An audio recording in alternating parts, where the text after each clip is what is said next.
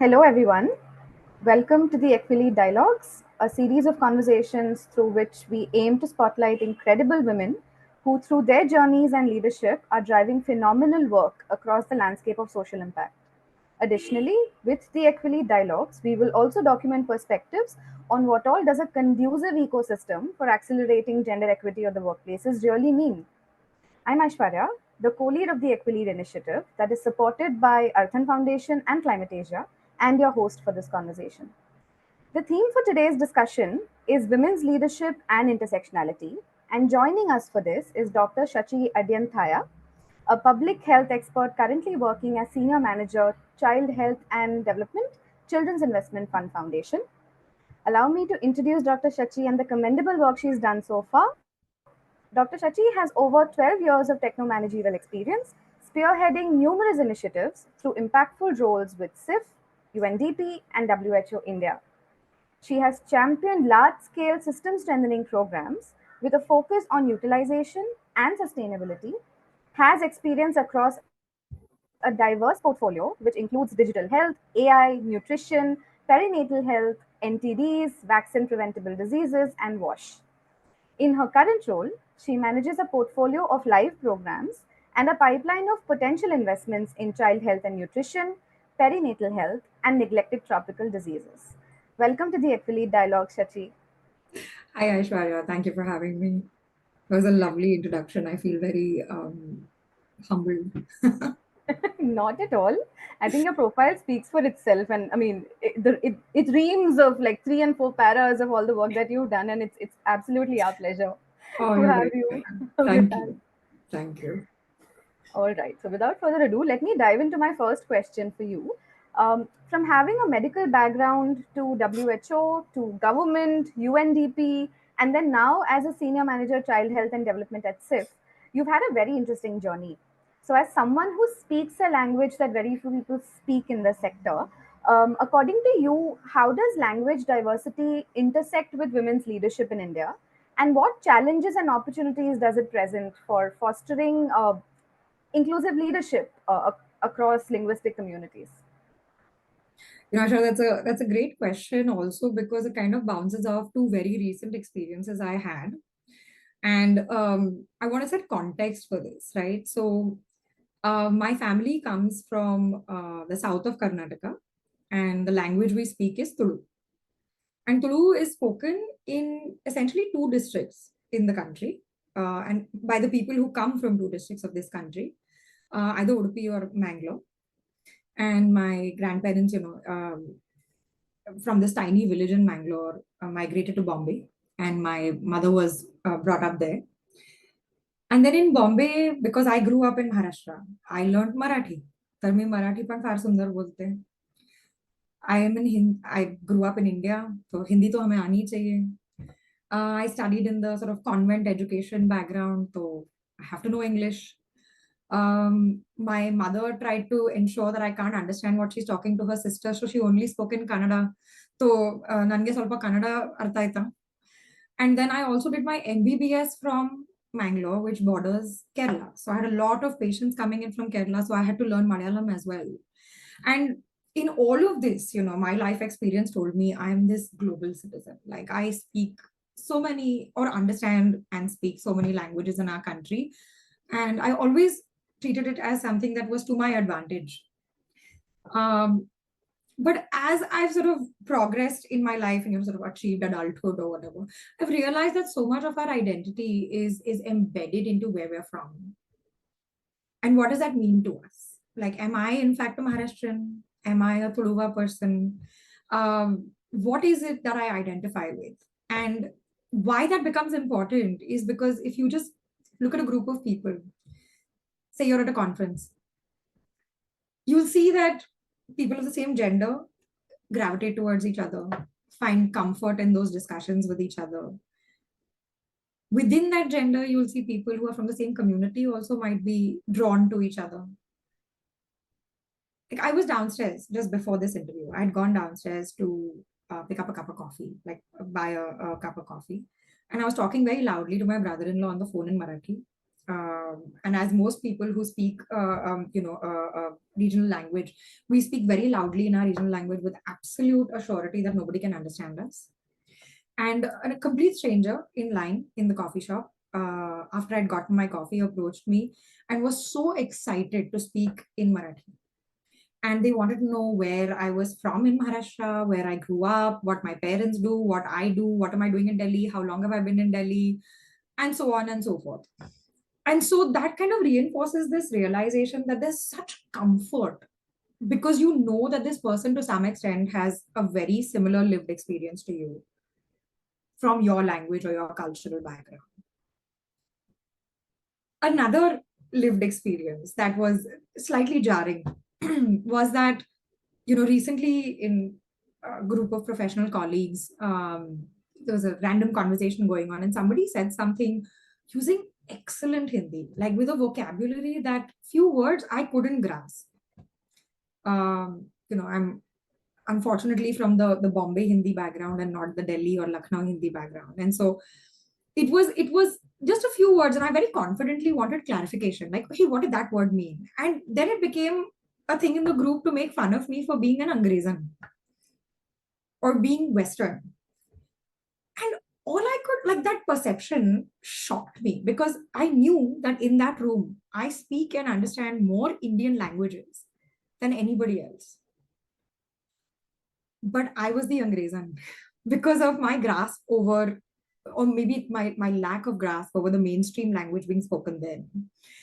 And that kind of made me introspect. And this is a lived reality for a lot of people, that there are avenues and opportunities that aren't available to a person who is not fluent in a mainstream language.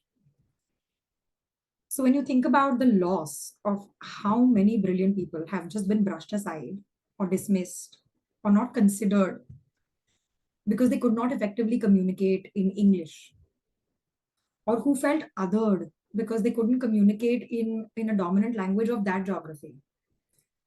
And then it makes me wonder, like, have I missed out opportunities because I've not really been considered one of them? Now layer this on top of already feeling marginalized as a woman. Whether we like it or not, we do suffer from imposter syndrome. We do have recurring thoughts of feeling like maybe we don't deserve to be here, we're unworthy. It's a very painful, complicated realization that along with my gender, I now have one more piece that is making me slightly outside that core group. That also made me think, and of course, this is still sort of just a thought and process, something I've been discussing with people given my recent experience. Like, wouldn't it be great if we could normalize applications to things, whether it's a job or a conference or anything, through something that is more audio visual instead of written?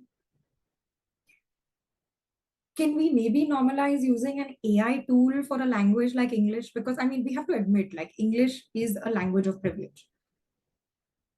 And so, can organizations or conferences start normalizing using Chat GPT to apply for something?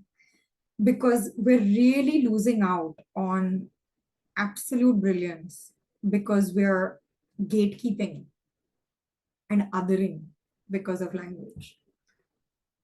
I hope this answered what you said. Very beautifully, Shachi. In fact, I think it fits in very well with, we talk about concepts like inclusion, we talk about concepts like belongingness, and we very conveniently forget lived realities and intersectionalities to a great extent.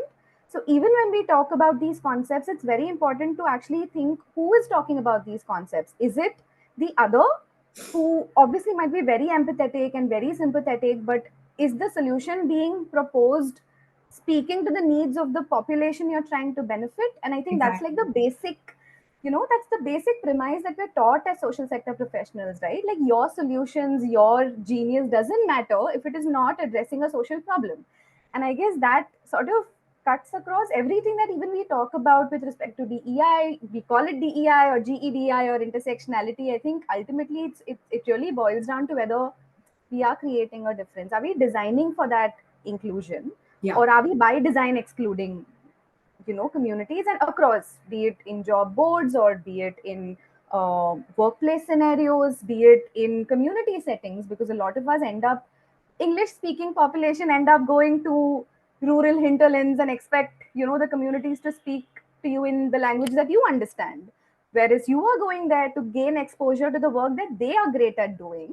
So where Exactly. do we sort of also bridge those gaps, right? And everything that you said actually brings that to my next question, actually. That as someone who has worked extensively at the grassroots to implement programs, what do you feel are the unique barriers that women, especially from marginalized communities, face when it comes to accessing leadership positions? And how could probably intersectional approaches by design and by implementation empower these women to, sort of overcome these obstacles? That's actually a great point, and I think I'd like to address this in a threefold manner. I want to first talk about marginalization. I then want to talk about the sort of multidimensionality of discrimination of women from marginalized communities, and finally, about leadership access in these communities, right?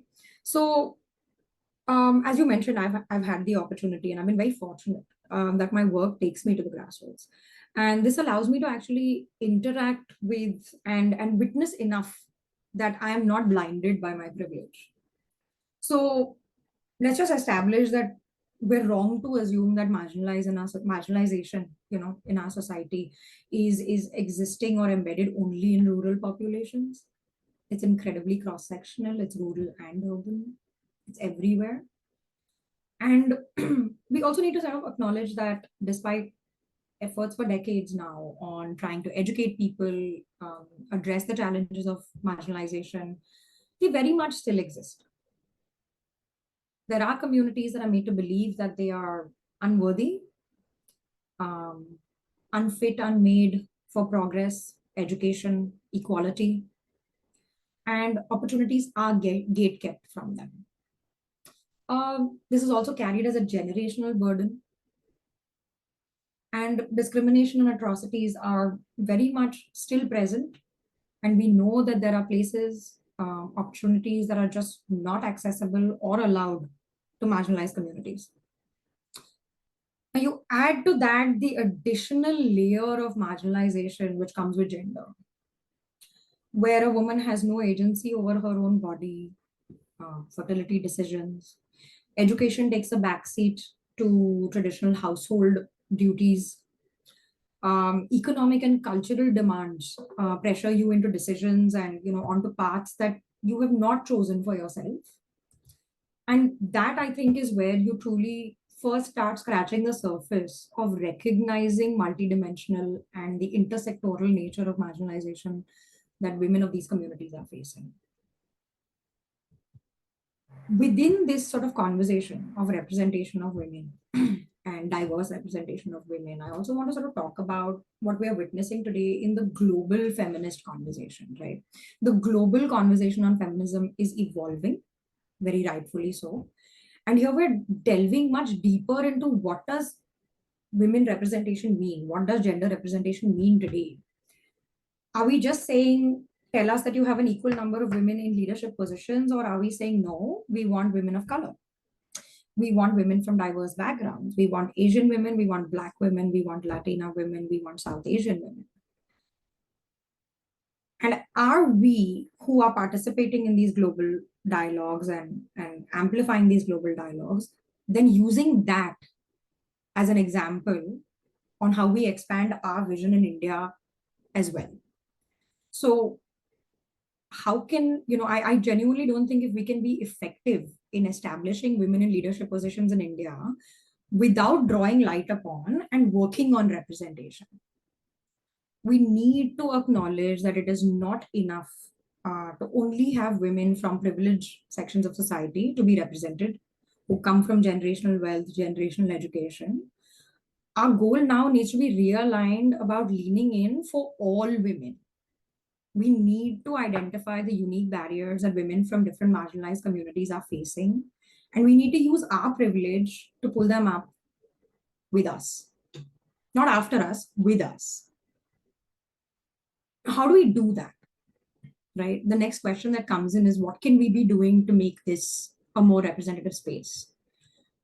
If the challenge is intersectoral, the solution needs to be as well. There is no one thing we could do magically that's going to solve for this. We need to look at this holistically. We have to solve for education. We have to solve for livelihood. We have to solve for social security. We have to solve for sexual and reproductive health. But we have to remember, and this again, Aishwarya, does call to what you just mentioned, it needs to be embedded and engaging with that community itself. What does leadership look like for a woman of a particular marginalized community? What does she want to see change? Have we made an effort to hear her voice? Have we conferred with her? Or are we sitting here on our pedestals of education and knowledge and deciding for her? And the reason I bring this up is also, again, because of a recent experience. Just a couple of months ago, I was in a village in the eastern part of the country. And it's always been my habit to make time to sit with the community, build a rapport. That's when they open up, they start talking to you about what their challenges are. And they also share more frank feedback on whether the solutions you provided work for them. So the conversation came to water sanitation and hygiene, more accessibility to potable water, accessibility to toilets, and so on. Now, when you first asked them, they said, yes, we're very happy that now every household has running water and they're happy to access it easily. They said, earlier we used to walk 1 hour to the river or the stream with all our utensils to fill water and come back every week.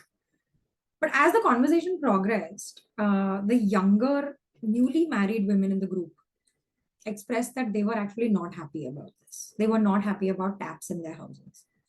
And I was very surprised. I said, why would you not be happy about a tap being in your house? Who wants to carry like four dabbas, of this thing down to the river, fill it, and come back? And they said that 1 hour walk was the only time they got with their peers. That 1 hour walk was the time that they were away from their household duties.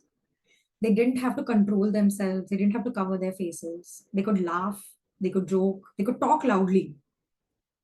And that was a time in a week that they had the opportunity to get advice from the older women in their group, the women with more experience, who could talk to them about contraception, who could talk to them about how to evade or avoid domestic violence.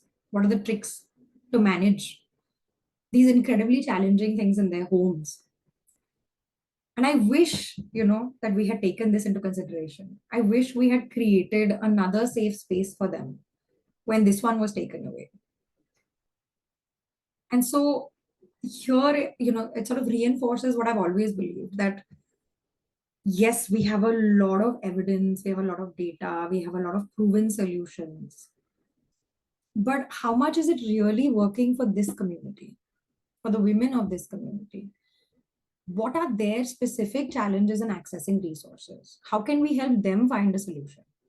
If school dropout is a cause of concern for this community, what could we be doing to make this easier? Is it just about sanitation facilities? Because I know that that's one statistic that we keep facing, that it's about sanitation facilities. Girls in secondary education drop out because they no longer have access for clean sanitation.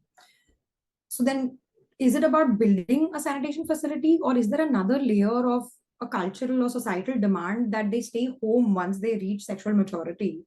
And then should we then be shifting our resources to making remote studying of higher quality and more accessibility, where she might not be allowed to go out anymore because she's considered, once she starts menstruating, she's considered to be sexually mature. And so the family might take a decision saying you can't leave the house anymore until you get married. And so then do we need to make remote studying higher quality and more accessible? How do they want us to approach their bodily autonomy, their fertility rights, their sexual reproductive health? So I think we now need to start centering the individual in our solutions as opposed to the problem. So yeah, that's my roundabout way of saying intersectional solutions to intersectional problems, but with the community, the women from those communities as a part of the conversation, and not only as a part of the solution. Yeah, that's very well put. And I think uh, to what you said about the problem being so deeply layered that the solutions cannot be not layered, right? I mean, there are so many factors which lead to a kind of deprivation, and you need to look at the entire value chain of what different challenges does a woman face, and it's not a silver bullet problem, It's really that not. you just propose one solution and everything gets resolved. Like, generations of patriarchy can't get resolved with like one, say, maybe just one sanitation program or one education program, right? And I think also women, while they might not have the spaces, thankfully, because of some kind of access to technology, Yeah, their aspirations are quite heightened right now. Their awareness absolutely. levels are quite heightened. Absolutely. But it also then depends on practitioners and institutions and problem solvers, which our community really represents, right? To also, how do you leverage that? How do you leverage that they might have solutions for the problems Themselves. uh, themselves, and Yeah. just listen, and also, like you said, just get off your pedestal of privilege and actually just listen or ask rather. And with that, I actually have like my final question to you, because one of the spaces of influence, if I may call it, is within the organization. Because we at EquiLead are trying to look at how do we make institutions more gender intentional, or look at embedding a gender lens, say, at the institutional level, and eventually hope that it also sort of trickles down to the programs that these organizations deliver better, because there are more women and more intersectional identities sort of having a role to play in designing and defining these approaches. So my question really is, so when we last spoke before this call, also you emphasized on the importance of organizational leadership's accountability in a workplace setting, in creating opportunities for women with all their intersectionalities at all levels, at and phases in their careers, to sustain and grow in the workforce. So how do you think can organizational leadership promote, be it effectiveness of policies or initiatives aimed at accelerating women's leadership in India, uh, with cognizance that they need to ensure inclusivity, across diverse socioeconomic backgrounds, be it castes, languages, geographic divides, age, like you brought up. Your thoughts? Um, I think again, this is part of that sort of evolving conversation on how we continue to make our approach on representation and DEI stronger, right? So it started first with saying, okay, we need to increase individual capacity. The next sort of was driven around, oh, we need to have like social behavior change communication. Oh, we need to improve sort of knowledge dissemination. We need to have more solutions. We need more evidence. But at the end of the day, we do know that sort of big change doesn't really happen unless we look at it more holistically, where there is accountability from the system, the institution, the organization. I think additionally, we've now come to a point with the social media transparency and sort of trigger happy spaces that performative, superficial quick fixes are not working anymore. People are, there's a demand for reform, there's a demand for accountability and commitment, and they want that commitment coming from leadership which is visible, visible through action, visible through statements, visible through resource allocation. And so, I mean, if you think about when an organization is in fact driven to uh, improve their own accountability in the DEI landscape, in the representation landscape, one route I can see is when an organization is developing a policy or, say, refining an existing policy. Stakeholders from diverse backgrounds need to be a part of that development, because only then can policies be sensitive to the needs and realities of different communities. Only then can they be designed to address the intersecting forms of discrimination. As an example, all of us at some point or the other in our lives have worked for multinational organizations or organizations that are headquartered in the global north. What might be an anti discrimination or anti racism policy written by them might not be relevant to India. And so, unless they have someone from their India team, or at least a DEI expert from an India team, contributing to that DEI policy or anti discrimination policy or anti harassment policy, that's not a good enough policy, right? And I think it starts from there.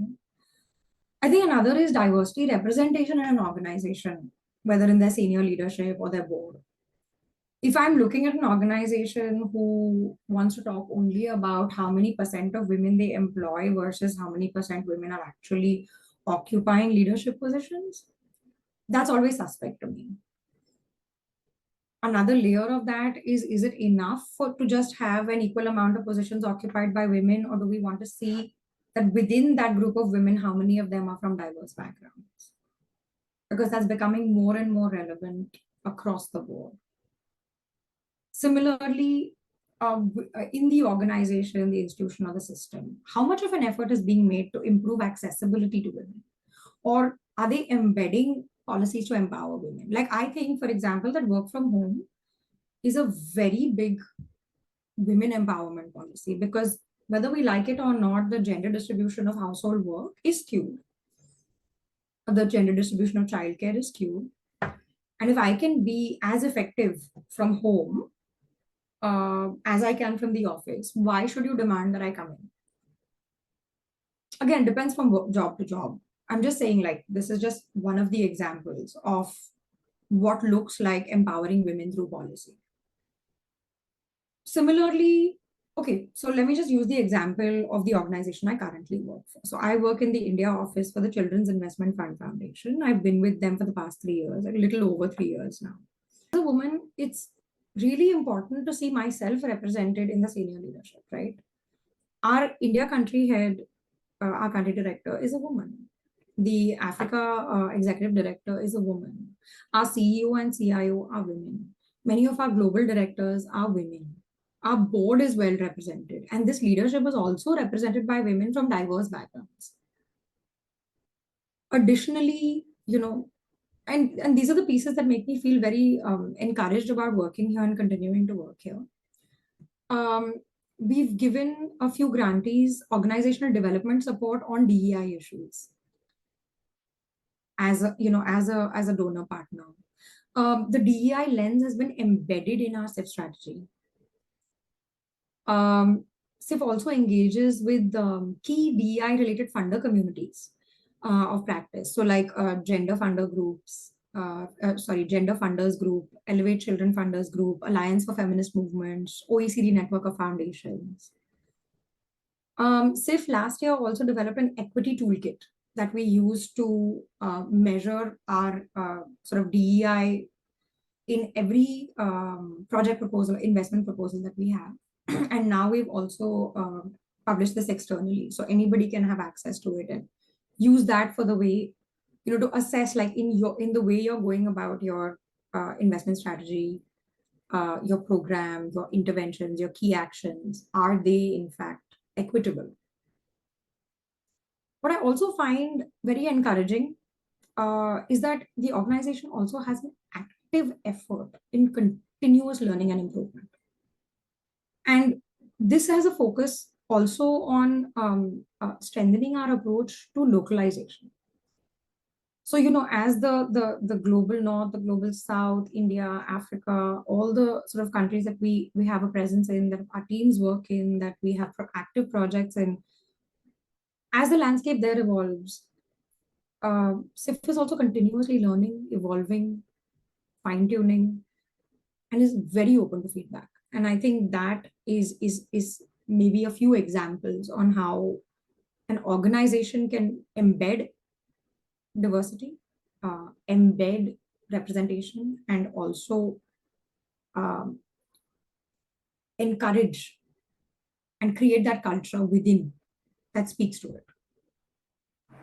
Thank you so much, Shachi. In fact, I'm glad you brought up the whole resources part of the work that SIF has so mindfully invested in, right? And if there are any of these resources which are open source, which we can probably access and maybe even share in our community, of anyone who wants to really look at basically organizational transformation from a DEI lens, and if this is something that you've consciously put work behind, we would love to sort of read it for ourselves and then also sort of share it forward. So maybe I'll connect with you separately and we can probably put out a list maybe for everyone who'll probably listen into this conversation. I'm sure they would be equally intrigued uh, by literature that they can access. For But sure. thank you so much, thank you so much for like really being so candid and such great recommendations that are very actionable, if I may call them.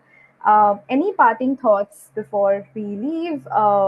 Otherwise, it's just been such a pleasure doing this. Finally, I'm so glad that we get to speak and I know. Yeah, have we've been something to trying offer. to schedule this for quite a while now. Yeah, I think, just my parting word is that maybe in the future conversations, um, even a conversation like this will be better represented. And I'm hoping that I'm not going to be a part of it. And it's going to be someone who can speak more to their lived experience and their journey from a marginalized community who could be encouraged to come in and fearlessly share their challenges so we can better support them in their growth.